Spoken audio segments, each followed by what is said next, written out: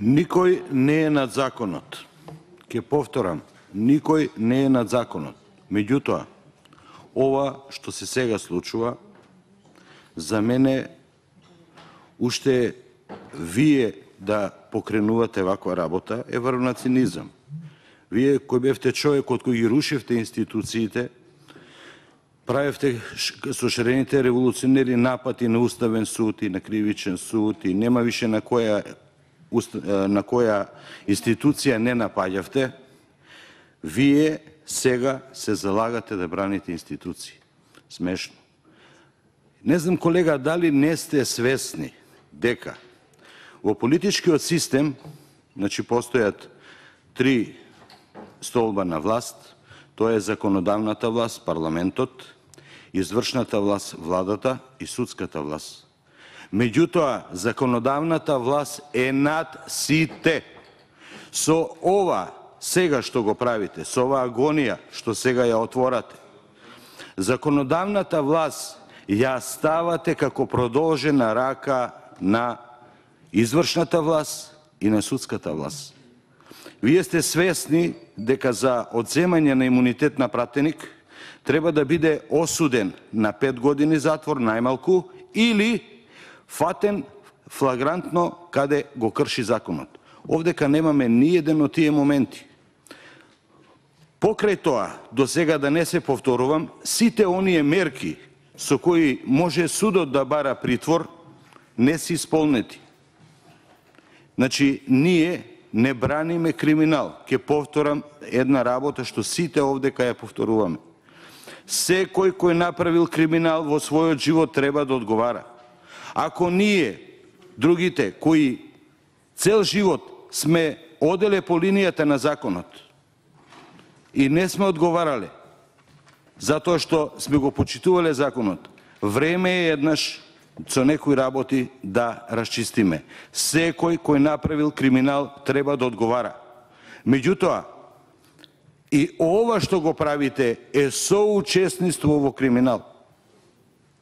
За мене ова е соучесниство, затоа што истата ваква постапка ја имавме за случаите од 27-ми, за да на крај сета таа работа се злоупотреби, да се направи притисок на колегите да гласаат за промена на името.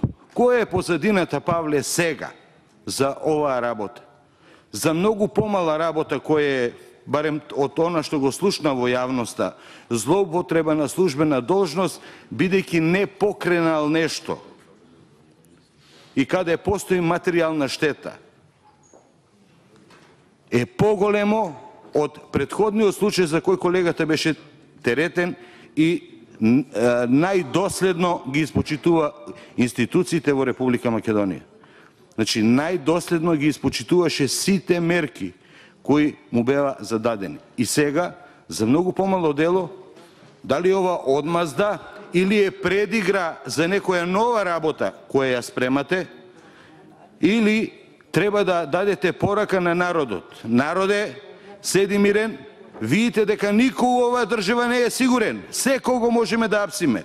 Се слагам со колешката што кажа пред малку. Да не губиме време веќе да се собираме по саботи, недели, пошто ова не е прв пат. Дајте, веќина сте тука, имате мнозинство, изгласите колективно зимање на сите, имунитет на сите пратеници од опозицијата, барем агонијата да престане. Ова е срамота. Ова е срамота, ова се невидени работи. Правото на имунитет на колегата му е прекршено со самото насилно влегување. Вие не го напаѓате судскиот извршниот систем што го прекршил тоа, туку соучествувате во целата работа. Бевте, за мене нема шарена револуција, за мене тоа беше нарачена шарена лакрда и времето го покажа. Во ниједна своја изјава од тоа време, нема правда, нема мир, не останавте конзистентен. И за промена на името, и за двојазичноста, и за договорот со Бугарија. Не останавте конзистентен. За разлика од колешките кои бараа совест кај вас, ја не ја барам. А зошто не ја барам, вие си знаете. Затоа што цела ова структура одработува сценарио. Само е честно да ни кажете која е целта на сега новото сценарио. За претходното видовме дека беше промена на името. Која е сега позадината за ова што го правите? Дали е само освета од рускоско обвинителството и кацарско судството, затоа што Лјупчо не попушти, или имаме некоја нова епизода, најверојатно председателските избори, каде што отпорот и стравот кај граѓаните треба да го уништиме отпорот, да нема отпор у граѓаниве. Дали сте вие, колега, свесен за која институција ние овдека разговараме? Прва најголема институција и највисока институција демократски избрана во Република Македонија е председател на Република Македонија. Втора највисока демократски избрана институција е пратени, колега. Со ваква лагодна одлука да се одземе имунитет, се крши правото на луѓе кои го бирале тој човек. Ја не знам дали сте свесни. Каде е презумпцијата на невиност? Ние зборуваме за оптужба која овдека не сме ја ни виделе. И не знаеме точно за кое кривично дело и која казна следува, за да одземеме нешто. Каде е презумпцијата на невиност? Се слагам, направен криминал, докажан, осуден, прв сум што ќе крене рака да му се одземе на тој колега имунитет. Верувај, Павле, бидејќи сум учесник у времето на штрајкот на докторите 2012. Иако бев член на ВМРО. А овдека гледам послушници, не гледам луѓе со срце, затоа и кажав пред малку. Треба да имаш срце. Имав срце на Никола Груевски да му кажам уште тогаш, што не ме послушаа и не знаеа моментот кога моја са здравствената фела да ја стават на своја страна, не го направија тоа. За да тогашниот советник сега е на вас еден најак коалиционен партнер.